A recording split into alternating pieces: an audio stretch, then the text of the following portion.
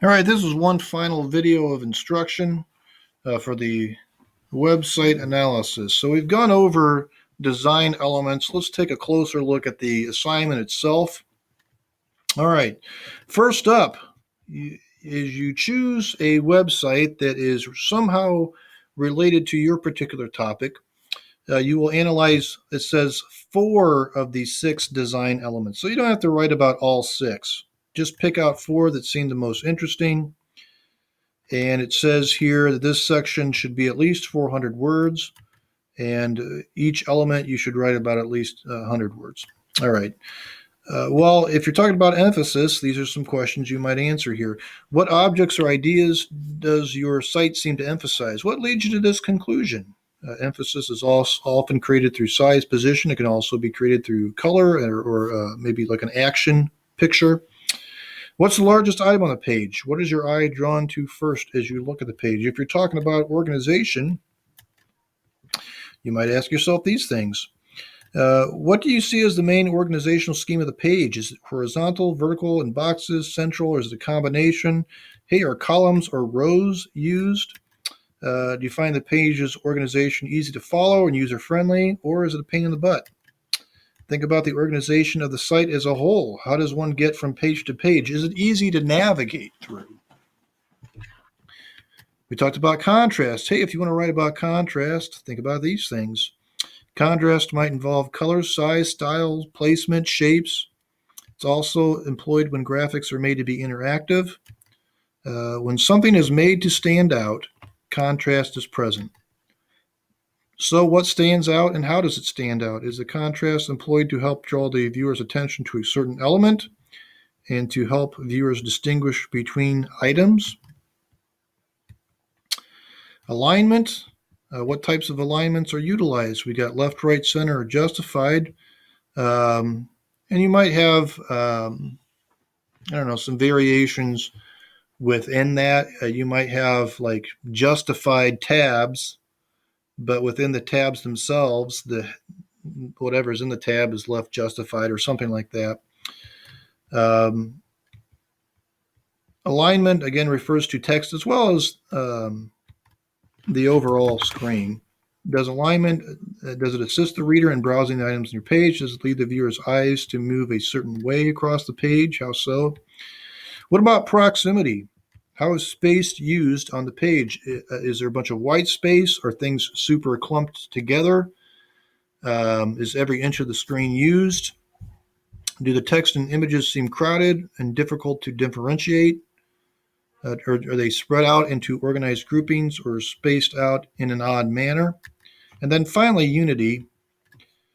Comment on your web page's sense of unity among the design elements. That means consistency in terms of consistency of font styles and colors used and the organizational scheme. Does it seem very uniform and every page of the website looks the same, or does it seem very random and scattered? It says from a design standpoint, does the page hold together well or does it seem random?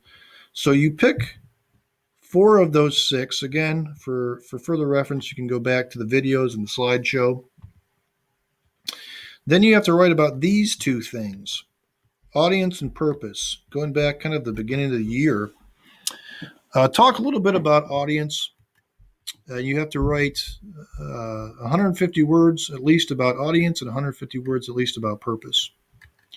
Who is your page targeting? Okay, you might think in terms of demographics, a particular age group, socioeconomic level, region, gender. When we looked at, for example, the American Eagle page, obviously that's directed towards younger people. We also looked at the Walmart page.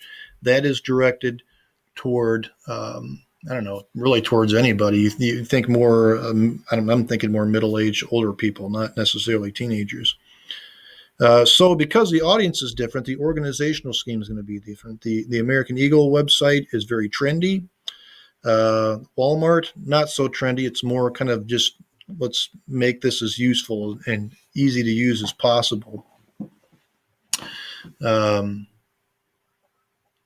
I was thinking about some of the other websites. The White House website, of course, that's supposed to, that's supposed to be very formal, right? Um, so think about differences in that they're trying to address. Younger, older, everybody, maybe just a particular subset of people. Who do you suspect might regularly visit your site? And what clues lead you to believe that your site is targeting a certain audience? How does your site use the various design elements to cater to this audience's interests and preferences? The tone or mood of a website is a good indicator of audience. And then let's talk about purpose. Is your site, and what is the purpose of your website? It could be one of these or a combination of all of them. Is it to inform, persuade, or entertain? I think a good website does all of those things. But what clues lead you to believe this? Is it asking visitors to take any certain action?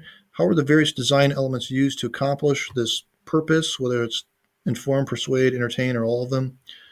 How successful is the site at accomplishing this purpose? And then finally, I'd like you to write. I think my kid is dancing upstairs. That's the banging. Write an overall impression. Having considered the visual and rhetorical elements of your web page, what is your overall impression of the page's quality? What aspects do you find especially appealing? Which stand out as needing improvement? Are there any elements that you like? Now, this one you won't have to worry about because you are not creating your own website. So we can just cross that out. Boop, boop, boop, boop, boop, boop, boop, boop, strike through. Okay. And then here's a little rubric I use for each answer.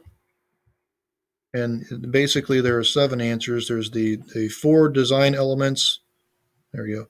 And then there's the 2 rhetorical elements, and then there's the overall impression. So it all adds up to 7. Focus. Does the writer focus on the topic without veering off topic? That's pretty easy. Support and details. This is where you get the most points. The writer offers extensive support. Details are relevant, they're accurate, they're insightful. It looks like you've really thought about it because you're bringing out these details to show that it uses this alignment, or it uses this type of proximity, or it uses this type of organizational scheme. What about the organization of your ideas? The writer's ideas flow coherently together through the use of transitions, headings, and topics. I would encourage you to use headings, definitely, to kind of break up your analysis, and I can see, where one section ends and another begins. And then finally, style and conventions, of course. Use good grammar. Use proper grammar. That's a better way to say it. Sophisticated word choice and sentence structure. Avoid using the same transitions over and over again, and break out that thesaurus, kids. And another thing to help you with style and conventions is to use some of those terms, those website terms that was in that last slide that I talked about in the videos. Let's look at some quick examples. Hey, I don't know if I told you guys this, but I wrote about cheetahs.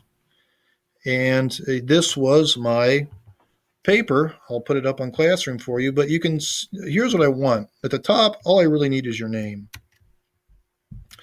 For the title, I definitely want the name of your website, and I definitely want a link to the website. In fact, I am going to put that in here.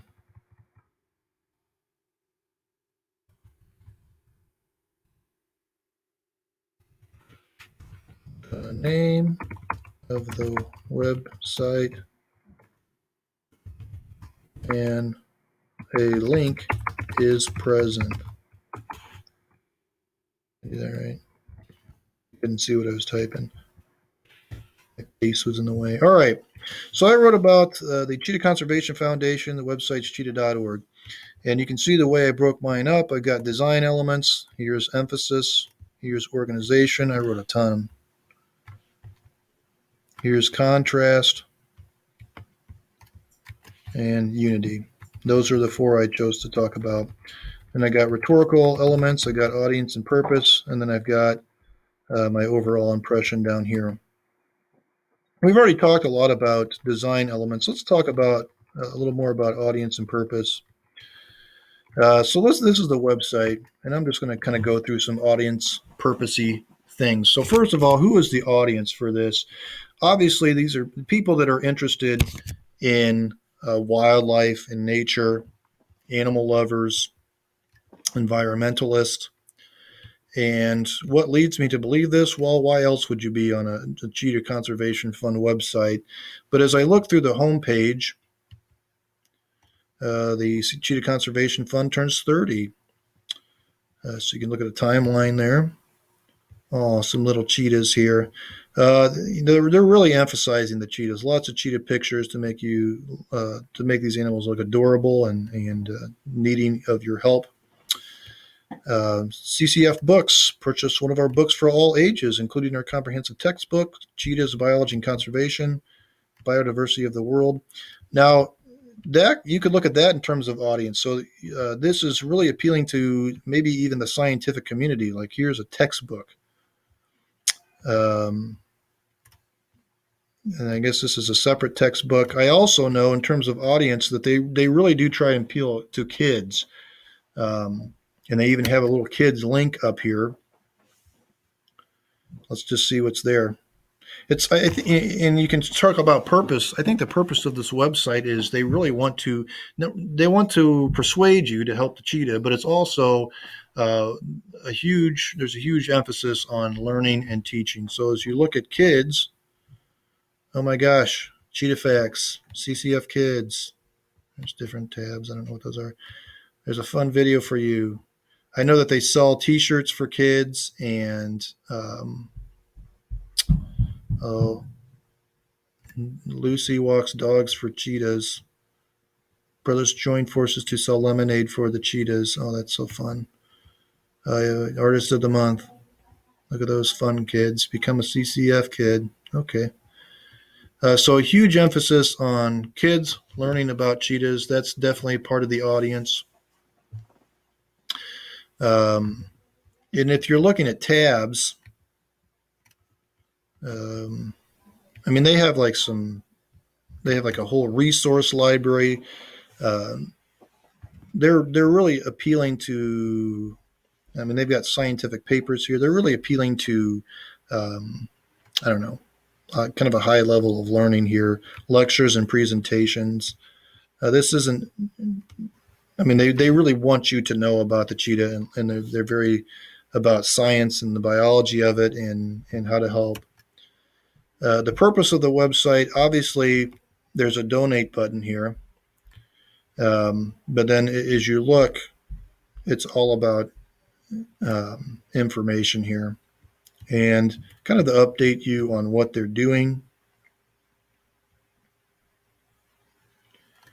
and about there's a threats to the cheetah.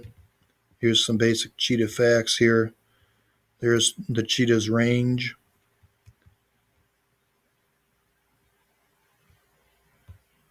Conservation research education. Become a sponsor, donate. Um, so it's a very serious website. They're not playing around at all. Let's look at another one. This is Emma Baker's from last year. She wrote about abortion, and so she wrote about Planned Parenthood as connected to it. Let's check out Planned Parenthood. Obviously, the audience for Planned Parenthood going to be mostly women, I would assume, and women that need health care. And wouldn't you know it, that's their first thing on the site is abortion here. Um, and that's, I guess this is particularly an abortion. Let's just look at the overall homepage. All right. So they're emphasizing, hey, they can have doctor's appointments online. Abortion clinics near you. Okay, so you can see kind of what they're emphasizing, but it's very user friendly. They're trying to, if you need health care, they want to make it available. Hey, just call and we'll do a virtual appointment. Obviously, everywhere you look, you're probably going to see women. They're They are also about informing people about various women's health issues. They want you to donate. So in terms of their purpose, they want to inform you and they want to persuade you. I don't know if they're especially interested in entertaining you, but they even want you to get involved and be an activist. So, those are just two rando websites that, you could look at and think of in terms of audience and purpose and who might be going to those websites. So anyway, you're going to write this paper, and it is supposed to be due. I'm going to give you some extra time. I think earlier I said um, I said April 30th, but then I think the last day for Learning for Seniors is May 1st. So I'll move the due date to 11:59 p.m. of May 1st there, and this will be your final assignment for 102. Don't hesitate to email me if you have questions. Maybe you need help looking for a website. Just try and find something that's somehow related to your topic. It doesn't have to be on point.